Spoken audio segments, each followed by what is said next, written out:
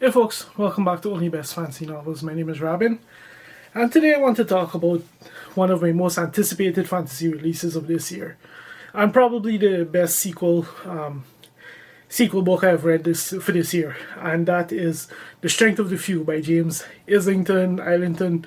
One day I'll look up how to pronounce his name, but today is not that day. Anyway, what is this book about? So it picks up immediately after the events of The Will of the Many, which you absolutely need to read because if you don't read that book, there's no point reading this one, really and truly. Anyway, it picks up immediately after the events at the end of that book. And in this one, in addition to Viz, the POV that we follow in The Will of the Many, we have two new POVs that we follow. So, and over the course of their three stories, which are loosely connected, we basically get an exploration of what the cataclysm is, even as they deal with their individual challenges, and we just snowball towards the grand finale. So that's in a nutshell. That's all I'm really going to say about this book because it's so easy to talk spoilers of this one. Like it's very hard actually not to talk spoilers of this one. But yeah, anyway. So first and foremost, I just have to talk about the writing. Like, actually, before I get to that, maybe let me talk about why I read. So, let me talk about some other stuff, and then I'll circle back to the writing. First things first, the characters. Of course, this is the favorite, following all the time we spent with him in The Will of the Many, and that absolutely Machiavellian story that he regaled us with, essentially. In this one, we follow his journey now that he's basically out of the academy, and we follow him as he goes into government right at the time when the hierarchy begins to break apart, and and civil war on breaks out essentially. So yeah, to say Viz's POV is exciting is putting it mildly. What makes his story so engaging though is that in this book, Viz faces the direct repercussions of everything that's happened so far, both from the past that he hasn't revealed to anyone, the repercussions from the events in The Will of the Many, the repercussions from of building these relationships while keeping such a major part of him secret, and just the events that he becomes embroiled in, his choices, and the inevitable enemies that it stokes. This book, it just highlights the rot at the heart of the hierarchy, the way that the public propaganda is just so, it's just such a incongruence compared to how it actually is, how it actually functions, the motivations of the people who wield the power. And this book just unpacks all of that in just this incredible story that just lays everything bare: the pride, the hubris, the greed, this self-centered, just the arrogance, all of that. It just unpacks all of that in this story when we look at the characters that he has to interact with, and and the way that the choices and the goals that they prioritize over what over the best the what would be the best choice for everyone. Like his particular story is just, it's pretty much exactly what you would expect from reading from a story of a group of power hungry politicians, except these politicians actually have the power to back up what they say. Like this story is brutal, it's very intense. It's just packed with some really heartbreaking moments. It's just such a brilliant continuation of what happened in The Will of the Many. Like everything that made this story so riveting to read in the first book, it just continued in this one and became that much more intense because the stakes are just so much higher now. In addition to that, we have a journey that a personal journey that Vizzy has to go through as a result of all this situations that he's kind of found himself in. A journey in terms of the choices that he's made and how the way that those chickens come home to roost, and he has to kind of rethink what exactly it is he wants, how much he's willing to sacrifice to get that, and the things that matter most to him, and those when he's confronted with those choices and the decisions that he makes over the course of this story, that just makes it that perfectly balances the rest of his particular story, and just made it made it very engrossing to read, for me at least. Like, Viz's story is absolutely one of probably the standout story of the three that we read in here. The second one I want to talk about is one of the new POVs, and that is Seaman. Now, where in Viz's world we have essentially a version of the Roman Empire.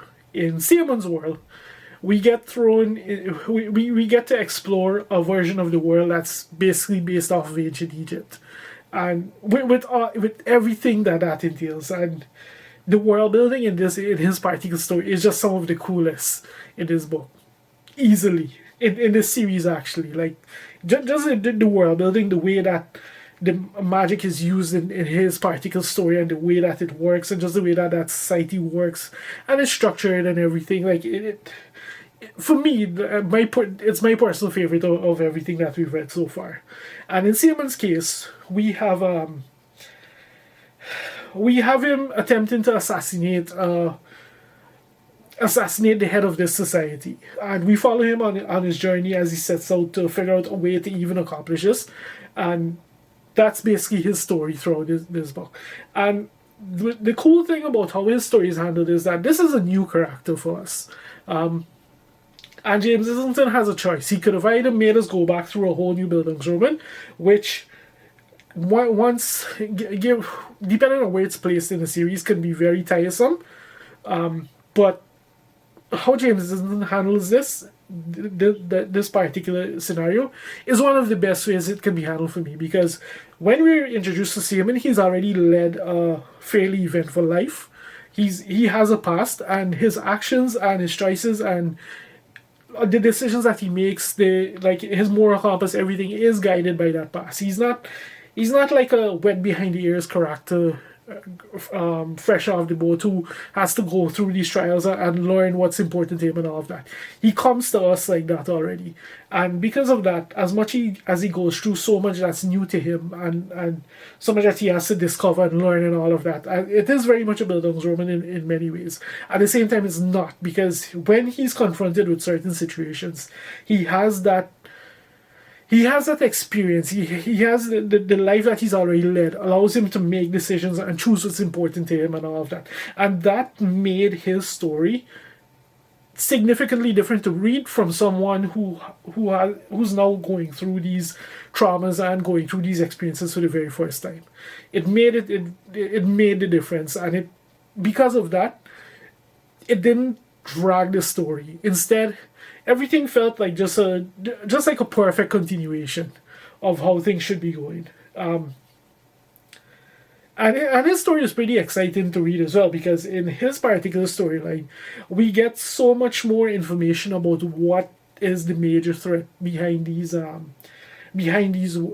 What is the major threat to these worlds, and what's coming, and how to stop it and all of that. Like, his storyline is the one that unpacks the grand mystery that overacts this series, essentially.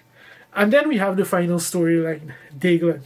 And Daeglan is the one that kind of sealed for me the imagination of how really cool the imagination is for James Islington in this book, because in the same way that there is a tie between the setting of Seaman's story and the setting of Viz's story, there is a tie with Daeglan's story, the setting of Daeglan's story. And in Daeglan's story, we go to a version of essentially Roman era Britain, where with all that entails. And his story is very much one of almost tribal / kind of barbarian story, where there is a king is about to die, a high king is about to die, and it's about to trigger off a battle for succession, essentially, among the regional kings who will succeed him.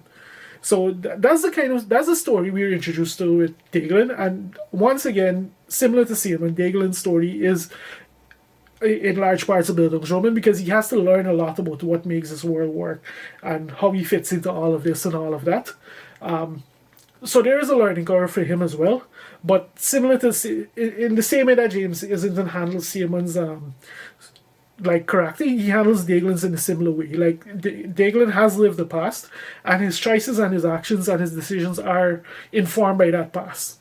So you're not reading like a green character who has to go through all of this stuff. Like he's able to make certain decisions because of that, and not just that. Like he's able to make decisions with motivations that are not typical for a character who would go through the scenario that he goes through in here.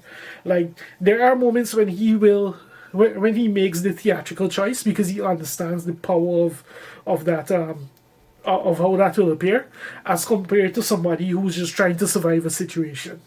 So things like that, it makes the difference with it made the difference with the reading experience, because otherwise these two reading two fresh off the boat characters essentially could absolutely wreck a reading experience. I experienced that firsthand with going through that with Johnny Wirtz on the 10th book or the 9th book of our series. Like reading that kind of stuff relating to a series can absolutely destroy your enjoyment of it. And James Islington handles it brilliantly for me in this. Now, why I wanted to talk about the characters first and foremost and all of that is because the thing that stood out for me with James Islington writing in this one is the way that those characters are handled. Like James, from the very first book of the Lycanius trilogy, James Islington has impressed me with his ability to take classic fantasy elements and create a riveting story with them, creating something that engages and enthralls. And that's exactly what he does with this series. Like with this book in particular, like nothing in here, everything in here that you read will feel very familiar, will feel not necessarily new or different or unique. It's just the way that he combines these things and the way that he uses them and the characters and the motivations and the stories that these things combine to tell that really they do the heavy lifting.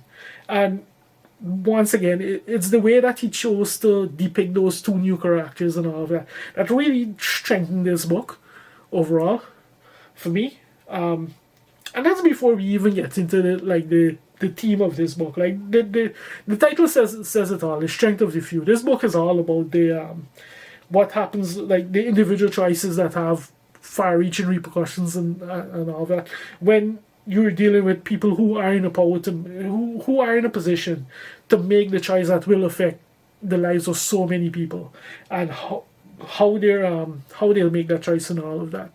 The other thing that really stood out for me about James Islington's writing is that we have these three characters in three different scenarios, and even though they essentially start off at the same starting point when we meet them at the start of this book, the way that their individual situations and their individual experiences and their individual surroundings, the way that it shapes the ways that they change and the ways that they grow over the course of this novel.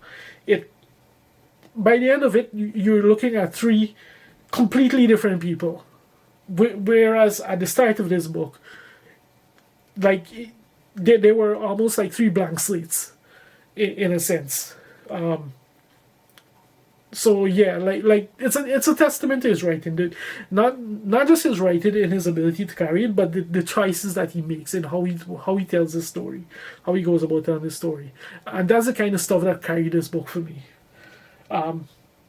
Honestly, with the way The Will of the Many ended, I had no idea which direction the story was going to go in, and this one, it delivered on hopes I didn't even know I had. This book, it delivered on hopes I didn't even know I had, because the twist of the world building was just such a, for me, it was just such a entertaining callback to the Roman Empire and its history.